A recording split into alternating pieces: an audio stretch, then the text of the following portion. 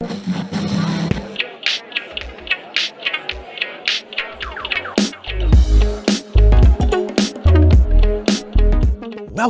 to Backseat Confessions Podcast.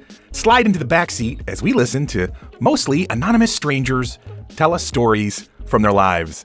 I'm a rideshare driver in Atlanta, and the people getting in my car have absolutely no idea I'm going to ask them to share.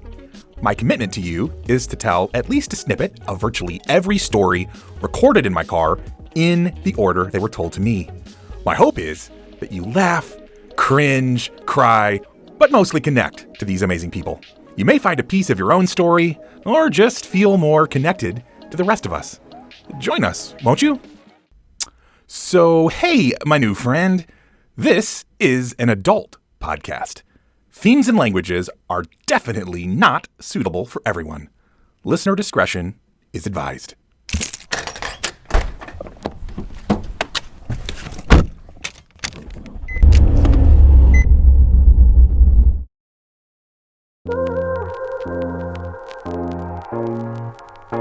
Whew, sorry about the delay.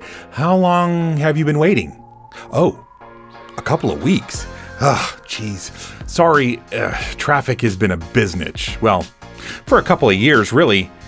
I'm glad you hung in there, though, and waited for me to come pick you up. So buckle up, adjust your headphones, and get ready to cruise these streets out here in the vibrant and beautiful ATL, baby.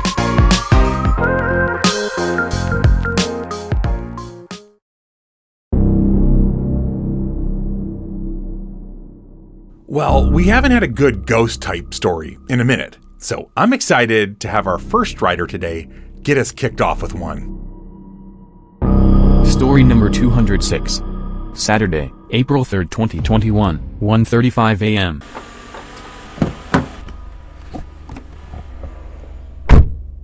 Okay, so mine was when I was in college. Okay.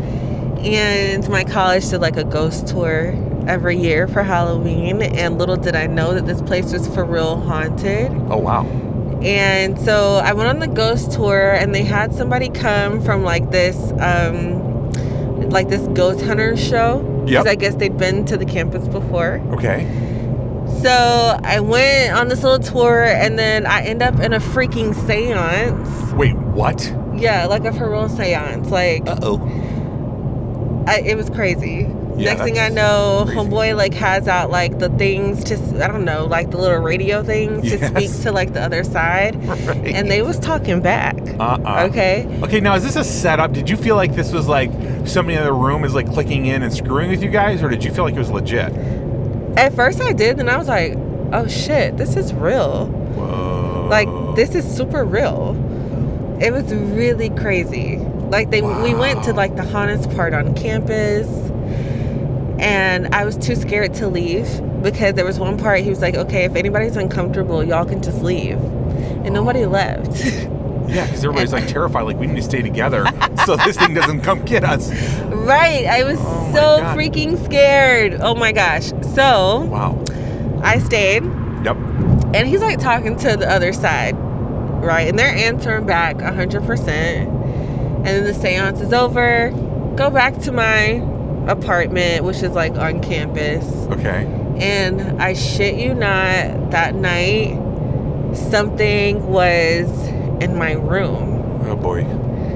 And I was falling asleep, and it was like some like figure. I don't know if it was human. I have no clue. Right. I still, till this day, I still don't know. Right. And it was in my room. And I just remember I was falling asleep, and I noticed it in the corner. It turned around and looked at me, and it walked over and grabbed my face. And I remembered that its hands were so hot. So not cold. Not cold, but its hands were really, really hot. What? And I didn't know what to do. I just I screamed. Nobody heard me, right? And I felt like the moment lasted for so long, but then all of a sudden it just disappeared. So, I shoot up out of the bed. I'm running through the apartment trying to figure out, is there something, what's going on? Am I tripping right now? Right, yeah. What was that, right? Yeah. And then I just had to come to terms with that shit was real. Wow. It was real. So then, well, that particular night, my roommate was not there. She was at her boyfriend's apartment. Okay. And I told her about it, and she had purposefully stayed like the next few nights. A few nights later, we go to she bed. stayed with you or with the boyfriend for a few more nights? She stayed in our apartment. Okay, so right? You weren't alone. Yeah, so I wasn't alone because I was so creeped out. I was like, yo, I'm about to leave. Right, yeah, no joke. Yeah, no joke. I'm about to go back home. The next few nights, all right, a few nights later, she stays. Okay. Everything's normal. She wakes up and she goes to the bathroom to get ready for class. Yeah. I'm laying down in my bed, but I'm facing the wall. Okay. Right? And I know I heard her getting ready. Right? Yes. But next thing you know, the room got really cold. And my pillow sunk in. No. Really deep. Like it sunk in like when someone lays on the bed next to you. Yeah. Oh right? My gosh. And then like all of a sudden like I couldn't breathe. Oh. And I was like in my head, I was like, what is going on? Like, what is this? I'm freaking out. Like I can't breathe. What is this? Yeah. And then it was like the whole side of the bed next to me sunk in, like there was a body there. What? I wish I could make this up. No, it's so freaky. It sounds like you're making it up. But know. You didn't know, like you didn't know when you got in my car, of course, you were going to tell me a story. No, I didn't know at all. Yeah. And this is something like I never really talk about. Of course, yeah. Everybody's going to think you're nuts. I know. So then, like, it just disappeared. The moment literally disappeared. Like, it happened. Okay. And I felt like the moment lasted for so long. Yeah. And then it disappeared. Wow. So then my roommate comes out of the bathroom, and I was like, yo. Yeah. At first I was like, am I tripping? Right, yeah. Right? Yeah. Then I was like, girl, what was you doing in my bed? And she's like, why would I be in your bed? I was like, girl, stop. You were in my bed. You're like, please tell me you were in my bed. Yeah. She's like, why would I be in your bed? Stop. That's so stupid. I was like, no. You were in the bed with me. You laid down. Like, why were you in the bed? What are you doing? Right. She's like, why do you keep saying this to me? Why would I get in your bed? Like, what are you talking about? And when I told her, I was like, listen, I thought it was you. I felt someone lay in the bed with me. And she's like, I really have no point to lay in the bed with you. Yeah. And then I just like sat up and I was like, okay, so it wasn't her. There's no one else here. I don't know who that could have been. Oh my God. But yeah, that was That's nuts. Now, after that, did you have more experiences, or was it just those two and then that was it? No, it was just those two and that was it. After that damn seance that I went to. Yeah, which obviously that's 100% what connected you to that, which is why I try to stay away from that stuff. It's terrifying. Right, yeah. But tell me, like, was there something that you did? Was there like a prayer or like a saging, or what? Did you do anything? I don't know. Afterwards, like, I called my parents, right? And they were like, first of all, why would you go to a seance? That's crazy. Of course, yeah. Like, who does that? Exactly. Right? And then they were like, you know what? You need to go to bed with the Bible up under your pillow. And I thought like it was like, okay, that's crazy. Right. But I did it and it stopped. So the Bible under the pillow worked. Yeah, after that second time. Yeah, I was going to say I've had probably like half a dozen ghost stories that riders have told me, and I remember at least one other girl, her grandma told her to put a Bible under her bed or by her bed, and that stopped all the activity. So that's crazy. Yeah, trust me, it 100% works. Wow. I have not since then experienced anything like that in my life. Before then, never anything like that in my life. So it's just those two times. Two times. Then it was done. And I never want that again. No, God, no. I'm done. Wow. I'm tired. But you have but at least you have like a crazy cool story. Wow. Right. Thank you so much for sharing. Oh, I need to back up. Thank you. Yes, ma'am.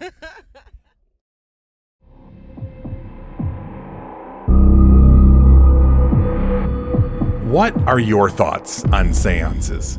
Do you think that people are really able to communicate with folks that have passed on from this dimension? Or do you think it's just all fake? If you do think we can communicate with folks that are no longer living in our dimension, Do you think there are right and wrong ways to interact with them? Or do you think that it is no bueno to even try to connect with them? This is one of those subjects where it would be really fun to have a group discussion. Maybe someday we can figure out how to do that.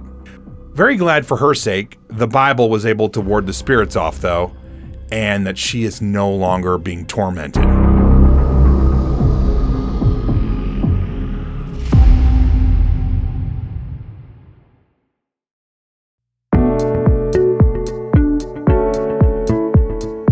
Our next writer, while talking about some heavy topics, does so with hope and joy.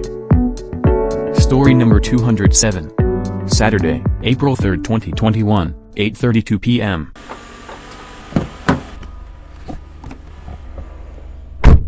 Yeah, you're live. So, the first one I want to do is hardship, because everyone can relate to hardship. Absolutely. So, like, you see me. What's your name again? I'm sorry, I didn't even look at the app. Tell me You're your good. name. I'm JC. JC. All right, JC. So, you see how I look, right? Like, You look lovely. oh, thank you. Yes, ma'am. But what I want to talk about is, like, depression, because a lot of yeah. people suffer with depression. Yes. And it's just it's not as overlooked as fuck the gum.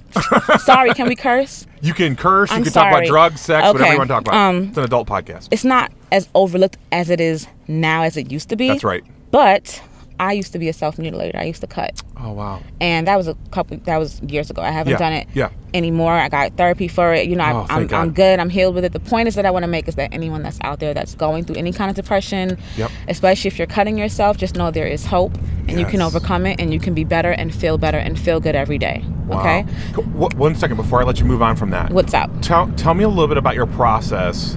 And you did say therapy. Mm-hmm. What else? Like, tell me the whole package of how you moved from being in that cutting, depressed state to where you are now. For me, I just had to really figure out what made me feel good.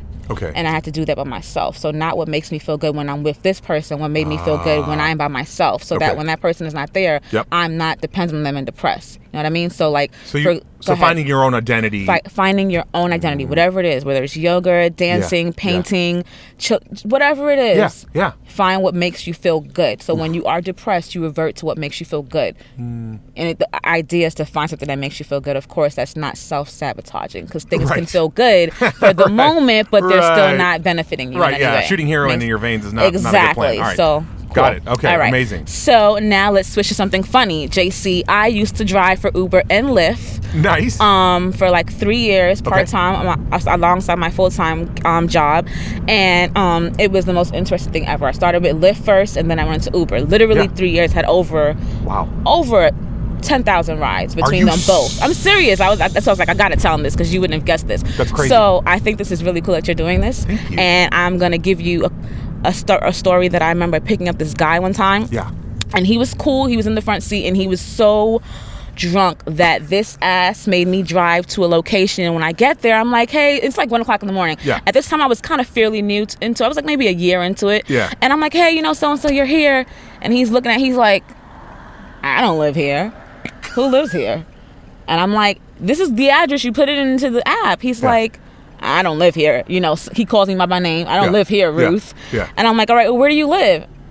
So drunk, so fucking drunk.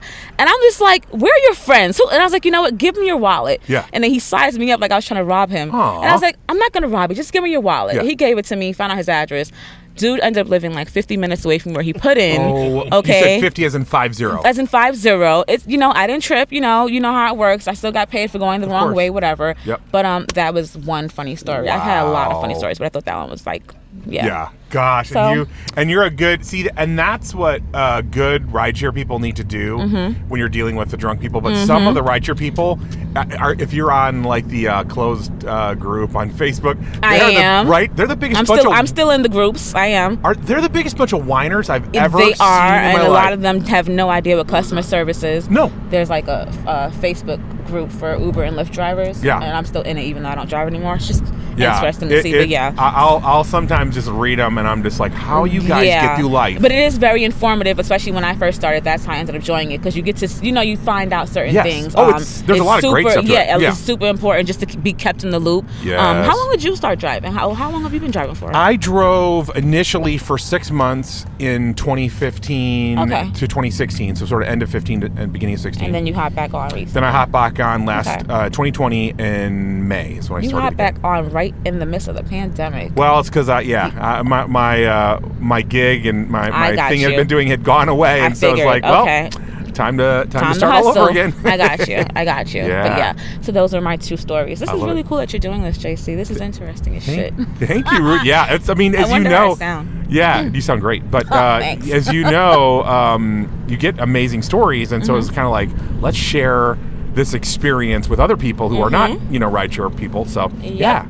Rideshare is an interesting world. People are really fucking interesting and crazy and weird and cool and amazing and all of it. But you meet the whole shebang doing this Uber Lyft thing, and you get to see all over Georgia. Georgia's huge. I don't know how far this has taken you before, but I try not to really leave the greater Atlanta area. Okay. So so obviously some of the suburbs and whatnot that go right up, I really do. Right. If I go to like Lawrenceville or to Ellenwood and the south end of it or whatever, I shut it off and drive back into the center and start over. Yeah. Okay. All right. But that's just my little clip. But thank you, Ruth. You're amazing. I appreciate you sharing. Thank you, JC. I appreciate you. Absolutely. All right.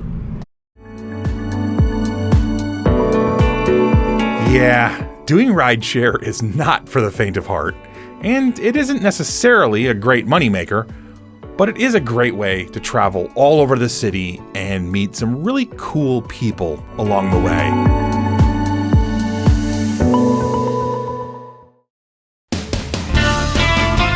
Our next story is one of the shortest we've had, but it's both funny and foul. Story number 208. Saturday, April 3rd, 2021, 9:22 p.m.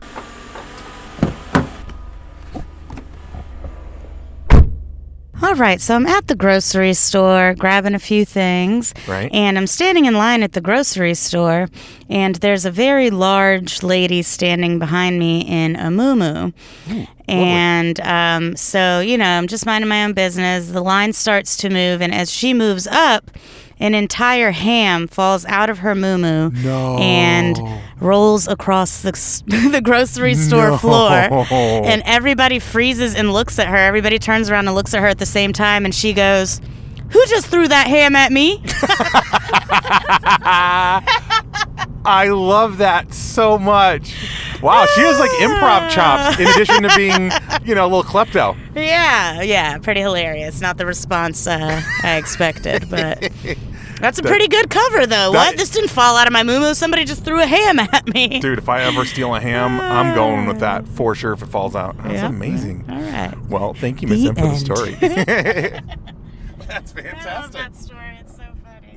That is a beautiful story.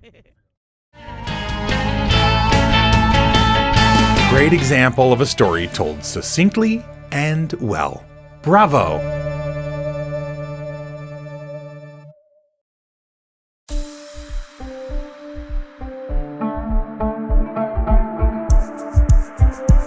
I love stories where old meets new, and religious tradition comes up against a more progressive way of living. It makes for some awkward but hilarious times. Story number 209. Saturday, April 3rd, 2021, 9:23 p.m.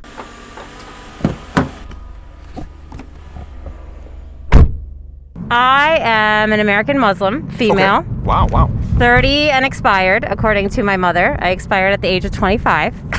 And she was here recently for the last 2 weeks. Okay, and just real quick, just for someone who might not know, when you're expired, what does that mean? It means that you're not, like, pretty much, like, I'm single. Yeah, okay. And, like, Arab men want 25 or younger. Okay. So, I like, feel like doing a Borat bit right now, but I'm totally not. I'm not going to do that.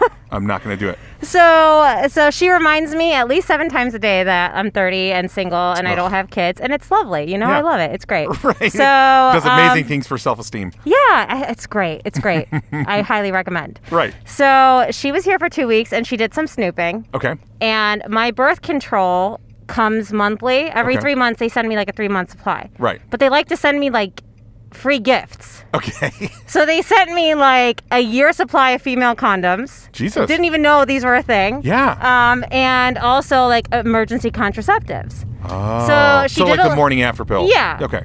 I mean, I didn't throw it out. I felt like I could utilize this at some point, Right, you know? absolutely. And these are kind of pricey, and I got it for Very. free. Why would I throw it out? I don't like to waste. Yeah. So she did some snooping. Mm-hmm. And my mom is an acupuncturist, and she's very holistic. She's into like cupping and all natural remedies.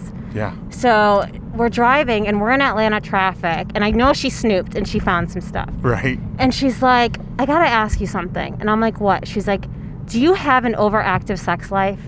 And I'm like, and keep in mind, I'm Muslim. Like, I'm a virgin, okay? Yeah, like, totally. I'm a virgin. My dad still thinks I haven't gotten my period yet. Yeah, you know. All the stuff. All the stuff. And so I was like, Mom, what? She's like, well, I just want to diagnose you. And I'm like, what do you mean? And she's like, you're so irritable. And I was like, okay. And she's like, listen, I know you're not a virgin. This is what we're going to do. I told your grandparents there's the surgery we can do to make you a virgin again. The hymen thing where you put it back in place? Yeah, and your grandpa is going to pay for it. And I was like, bitch, you gotta leave. Like, it is time for you to go. Yeah, and so that's why we're going out tonight, because I just dealt with that for the last 2 weeks. So. God bless you. Whew. Oh my gosh. Yeah, that is a lot. Okay. Yeah, it's a lot. Yeah, but very comedic, honestly. No, yeah. It really is. You can't make this up. You can't make that stuff up. No. And you know what you need to do at some point in your life? You need to turn it into a stand-up show. People would, like, it's hilarious and it's, like, odd. And it's also, like, we all connect, even though, like, you know, our parents may not say the exact same stuff. I think we all deal with overbearing parents. Right, yeah. So that's amazing. Oh, my gosh. She's crazy. And now I got to go see my grandparents for my cousin's wedding, and it's going to be very awkward. Very, very awkward. It's like, where's that hymen, Grandpa? Come on. Right? Cough it up. Like, hey, you want the money now? How are we doing this? Did you find a doctor? Like, oh, God bless. Seriously. But yeah, that's my story. I love it. Thank you so much for sharing. No problem. That's amazing.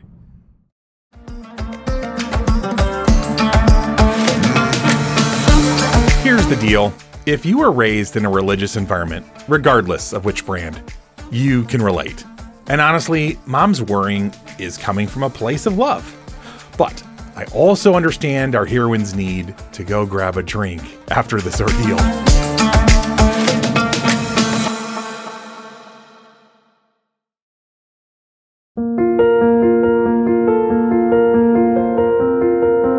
Sometimes tragedy crushes a family and they dissolve like sugar into hot tea. Other times it brings them closer together. Story number 210. Saturday, April 3rd, 2021, 9:54 p.m.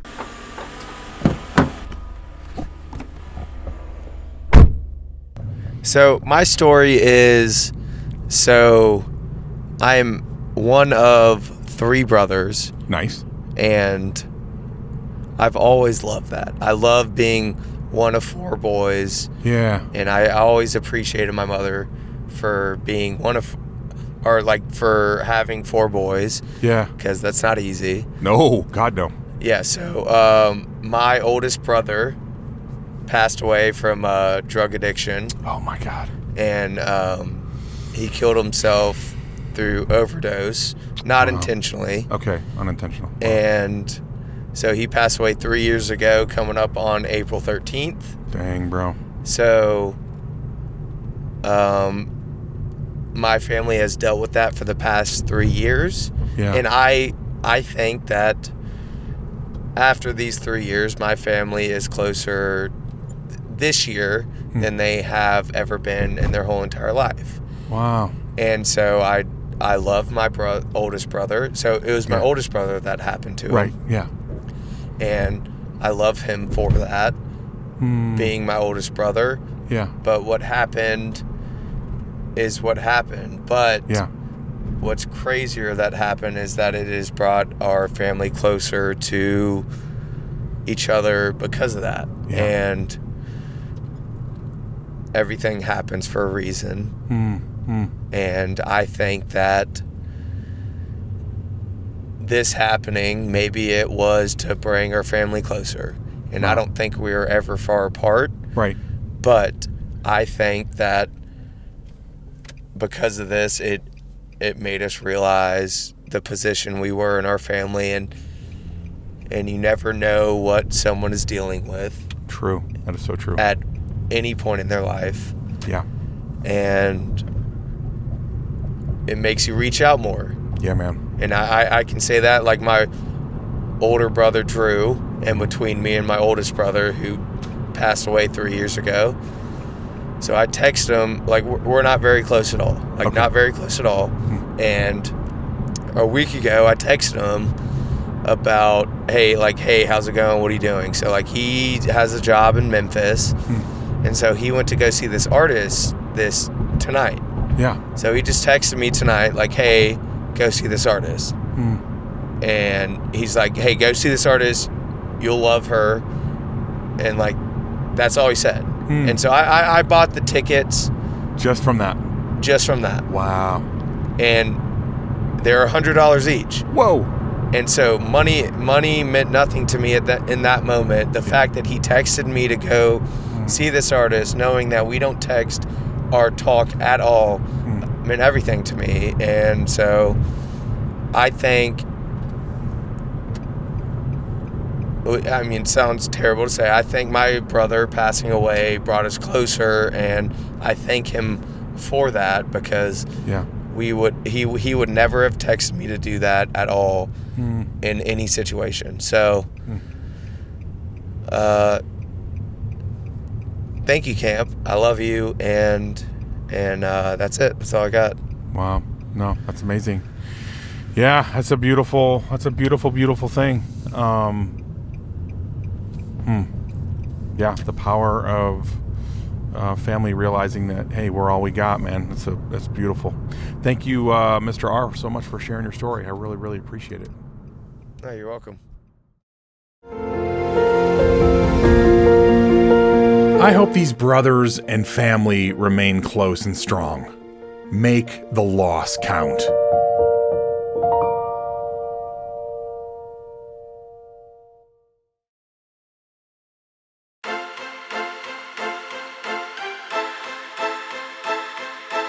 There's a wonderful concept called delayed gratification, and it basically says if you're willing to put off having what you want right now, that it will pay dividends in the future. Story number 211. Saturday, April 3rd, 2021, 10:21 p.m.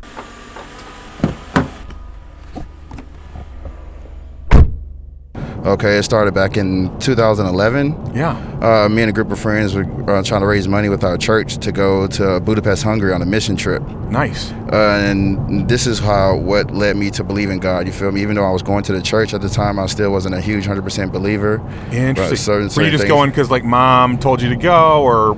Because two of the guys that I met at the church, the same grade with me, I met them during football, and they always went since freshman year, and I started going my junior year. Yeah. And so they got me convinced and got me going because of the activities they did outside of that and stuff like that, and then which led me to see more into the church and the activities and things they're involved in. Yeah, that's awesome. Okay, so that's brilliant. I'm just trying to get a context for what got you going in the first place. Yeah, that's what got me going. So like I was saying, like back in like 2011, we all had to raise, I think it's about $2,000 to $3,000 a person to go overseas to Budapest. Oh yeah. So it was like me and my other guys. We were like the black guys of the group. We were all picked to keep doing, like, we're raking yards, hours. Okay. Like hours, while the other guys of the group were just babysitting or just getting money donated, and we're sitting there looking like, oh, wow. Why do we have to keep working so hard? Like, why are we the only ones get picked? Bag and leaves day after day. I'm talking about hours. Wow. 3 to 6 hours every day. Wow. On our way. We had group events that we all did together to help raise money, but there were times, like other events, where we were just raking, or they would get babysitting, or they get money donated, or just like little small easy charity things. Yep. So I mean, it comes time, we get ready, we're heading overseas, and we get there, we landed, and it's just like, okay, hey guys, this is what's going on. We're splitting up to groups. Yeah. The guys like me and my friends who we did the Reiki, and they put all of us in the football group. Okay. Everybody else who did the babysit, they were in drama and baseball group. So every day we had to do like different activities. We were just assigned to that group for the 10 days that we were there. So like the next day, we're waking up at 12. Everyone's gone except for my group, the guys who are in the football. Okay. We're at 12, everyone's gone. So we're going around shopping, we're sightseeing. Oh, this is amazing. We go meet up with teams to help practice like football and stuff like that. Mm-hmm. And it wasn't really training. We were just, hey, I pick you, I pick you, I pick you. We're just drawing up plays and just making things up as we go. We're going to McDonald's, Burger King, different restaurants, malls. We would go back home. Everyone's, they're not back yet. It's just the adults. The kids are still out, still doing their camps. I was like, that's a long day. Maybe it's just today. We go the next day, wake up, 12 p.m., everyone's gone, all the kids, the adults. Just us, the football guys. We're still there, going back out shopping to another football team. The leader of my group who came with us, he liked ice cream a lot. Yeah. He does a lot of youth football trips over there. He does mission works overseas in different areas. He was already accustomed to it, and he loved their ice cream because it was all organic and really, really good for you. Yeah. So every time we saw any ice cream place, we always stopped. We always stopped. Our tour guide, like we sometimes like we had to like fight to pay for stuff because he paid for everything. He made sure that everything we had for we paid. So it goes on the third day. We wake up and everyone's gone again. Just 12 p.m. I'm like, hey, where's everyone going? I mean, oh yeah, they're working 12-hour days. They eating sack lunches. They're not doing what you guys are doing. Like, they're different.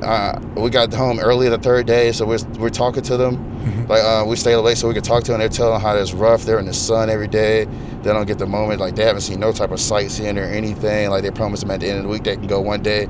Wow. And I was just sitting here. I was like, oh man. There must be a God. This is like we work so hard, and I'm just sitting here now and I doubt it, and it's just like someone it reminded me of someone told me just because you don't see him there doesn't mean he's not there. Yeah. Like he probably has something bigger in store for you. You don't just give up right then and there. Just wait. Wow. Have faith in it, and it's just like to go overseas and like. We didn't have to sweat. We're going to different football teams they have over there, splitting them up, drawing up plays, flea flickers, all type of crap. Wow. We're just making up stuff. It was so eating great every day. I'm talking about they're eating sack lunches and everything, and it's just like, oh man, wow, it was amazing. It was just like, that's... I'm glad I raked all them yards. I was just like, man, I'm really glad. Like, oh man, we got the hard work out of the way because they're over there and telling us them. The kids getting tan, they're getting a lot darker, and then it's like the mosquitoes over there are ridiculous. Really? We had time to go to different malls and get like the actual stuff because our off that we have here, we went over there, it was just like juiced in them. They loved it. Wow. So we had to go get some actual like their mosquito repellent, and the other kids didn't have a chance to get that. I think they didn't get it till like day 4th. So they were able to get mosquito repellent. And so they were like eating up. Yeah, we got amazed. They were surprised. Like after we told them what we were doing, they were jealous. That's so cool. Which I think is kind of like not only just to like you said, like I love your life lesson from it is like God sees like even your hard work when it feels like, you know, he's not paying attention, then he rewards you. But I feel like there's also just like that's sort of life too, right? It's like sometimes, you know, it's like you see the kids that are like putting their head down, doing their homework, they're working a job, like their life's not that fun. And, you know, everybody else is out partying and doing this, that, and the other. And then all of a sudden, you know, smash cut to 10 years down the road. That guy or gal has their life together. They're doing well. And the people that partied and didn't pay any attention to anything, now they're suffering. Yes, right? In a weird way. So there's that. like a life lesson, I feel like, in that as well. I don't know if you agree with that or not, but I just feel like that was a good life lesson. Yeah, I can see what you're saying in that. Yeah, that's amazing. So tell me, like, what was like one of your favorite things, you know, this is 10 years on from when you went to Budapest, but like what's some of the things you learned or felt or saw there that have just stayed with you about the country itself? How much they try to adapt to the culture we hear. You see a lot of stuff here that we do, and then over there that it's just like here we consider just like I can do this any day. Yeah. Over there they take that really like it's amazing, just like little things. You know, we can go into a store and buy your favorite team's jersey. Mm-hmm.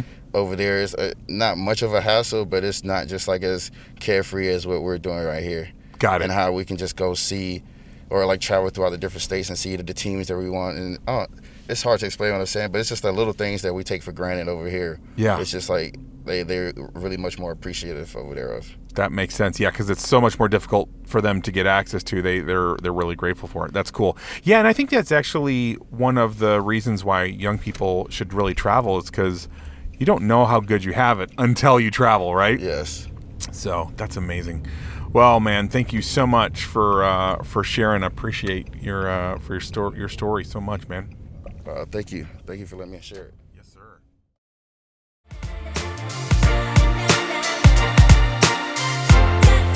Such a good life experience on multiple levels for this young man. To feel that God sees you in the hard times and to get to see a faraway part of the world and learn the big lessons, that's something that I wish every young person could experience.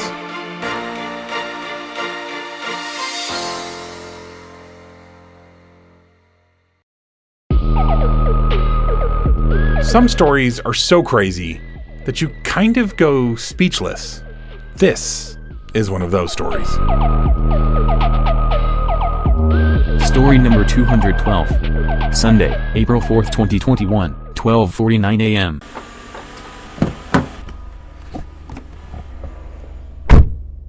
When I was a junior in high school, Okay.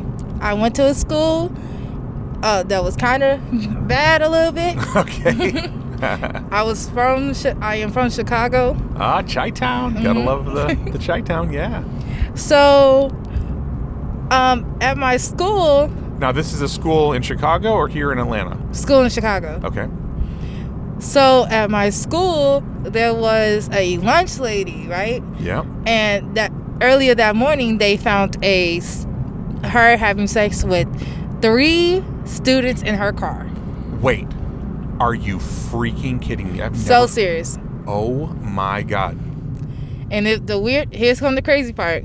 That's not the crazy part? No, that's not the crazy part. The crazy part is, after she got out of jail, she ended up dating one of the students. Oh my God. That's my crazy moment. That is unbelievable. So, like, you saw this, you were, like, literally getting lunch trays from this lady or whatever. Literally getting lunch trays from this lady every day. Speak to her every day. Did you ever suspect that she was getting it on with, I'm assuming, were they all guys? Yeah.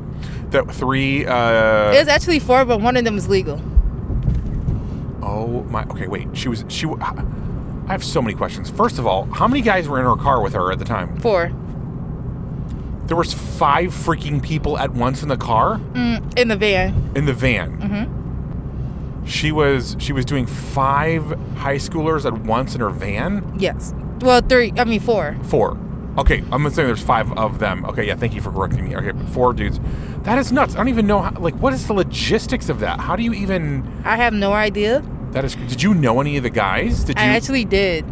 What did I actually knew all of them. Did you really? Mm-hmm. I mean, people are gonna shoot me or hate me. That's totally fine. I get as a young guy, like, you know, especially if an older, experienced lady is with kids.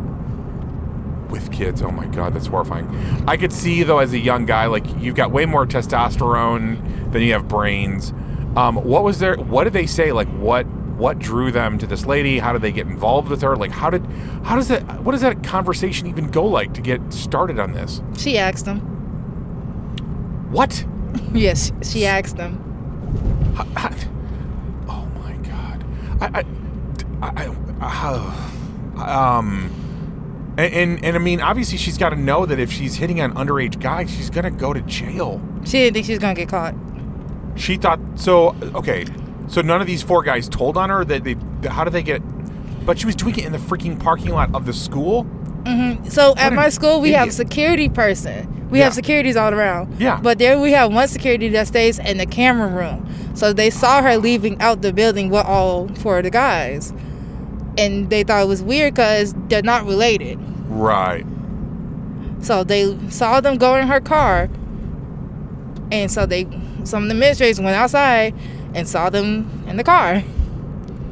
Oh my! I'm so fascinated. Okay, and you said she had kids herself. Like, how old were her kids?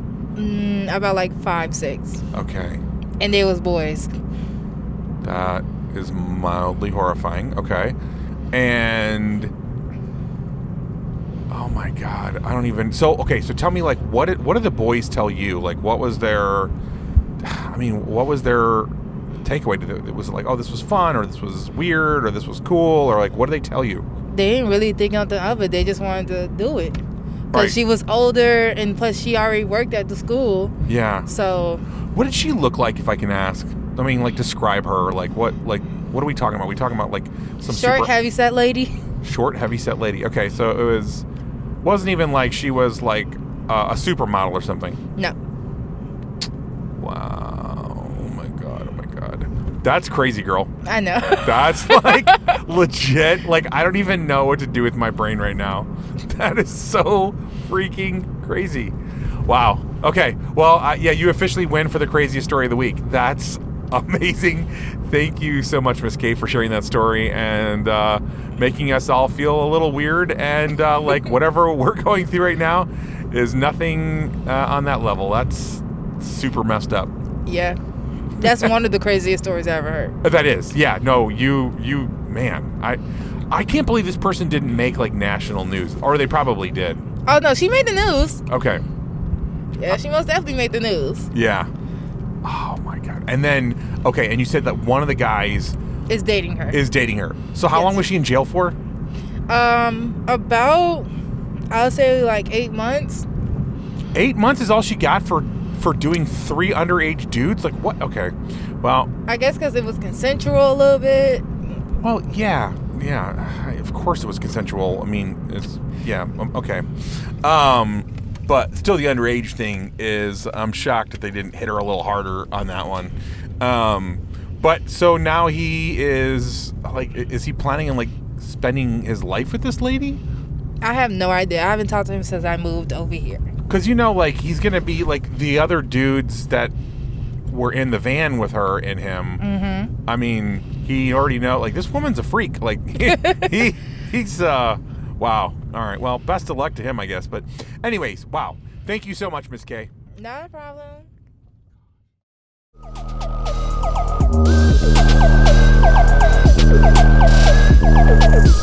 I genuinely hope that this young lady is misremembering part of the story, because I can't wrap my head around 4 guys, 3 of them underage, and a large lunch lady all piled into a van having sex while on school grounds. I mean, what the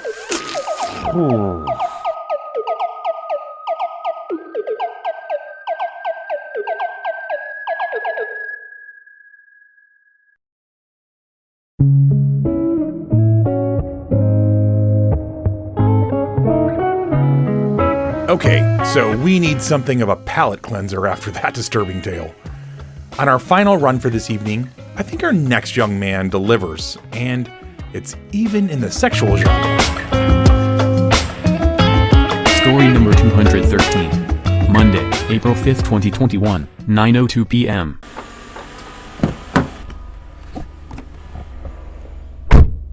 I was like 16. Yes, sir.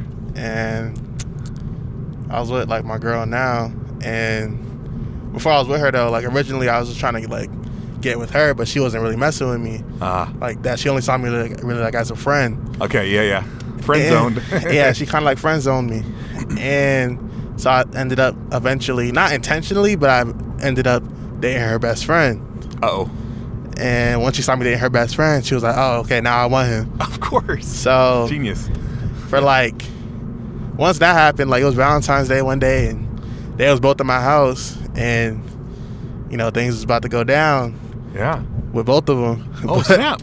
But it didn't end up happening. Oh, you said it did not end up happening. Did not end up happening. Okay. But I ended up like having 2 girlfriends after that day. Wait, what? I had 2 girlfriends for like 3 months. And they both knew. They didn't know about each other. Only one of them knew about each other. Oh, snap. Okay, wait a minute. So you managed to run the 2 girls who were best friends. Yes. But wait, your current girlfriend or the other girl? Both. Hold on. But which one knew about the other one? Oh, my current girlfriend knew. She knew about the other girl. Yeah. So how did you? Okay, that's awesome. And then how did you end up deciding on the current girlfriend is like, all right, this is the horse. Because that's the one I originally wanted. I gotcha. Okay. But what was crazy was like, I was really fucking with the other one though, because we eventually, we got to know each other and shit. Right. Of course. So, yeah, like, it was hard for me to choose, but ultimately I ended up being with the one I really wanted originally. Yeah, that's super cool. So, like, what was the breakup like with the other girl? Because, like you said, you'd actually developed some feelings. You were dating the whole 9 yards. Like, how did that? It was hard. It was hard for me to kind of like accept that I wasn't with her no more. It took me like like about a month or two. Where honestly, really like about a year, really. Wow. Okay. To like really like get her out of my system. Dang. So that was not an easy. Nah, it was not easy at all. That shit was hard as fuck. And I was the one that told her like, yo, like, this happened between me and so-and-so. Yeah. Between you and your now girlfriend, yeah. I'm the one that broke the news to her because I want her to hear it from anyone else. That's cool. So by the way, are your girlfriend and the other girl, are they still friends? Or nah, they're not friends no more. I was going to say, you probably were the one who ruined that. Yeah, I ruined it, unfortunately. But I mean, hey, man, it is what it is. We was kids. We grown up now. Oh, of course, yeah. You know what I'm saying? You live and you learn. You totally do. Hey, that's a great story, man. Thank you so much for sharing. Anytime, bro.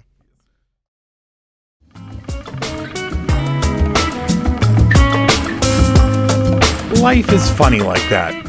Such human nature that he had to go after the best friend to get the girl he wanted to take him seriously. No fun for the best friend, but sometimes that's just how the cookie crumbles.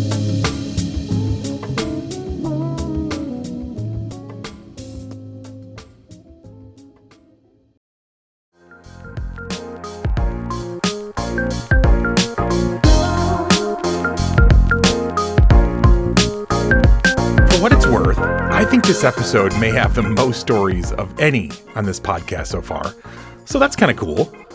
And we've had a little taste of everything from ghost to gross, and I'm here for it. There's so much about our collective experiences that paint the picture of a big, crazy, interesting, and at times horrific world, but we get to be on this ride. Here's to gratitude that we are all on this adventure together. May the next couple of weeks be filled with mostly good stuff and some great anecdotes for the next time you're asked to tell a story.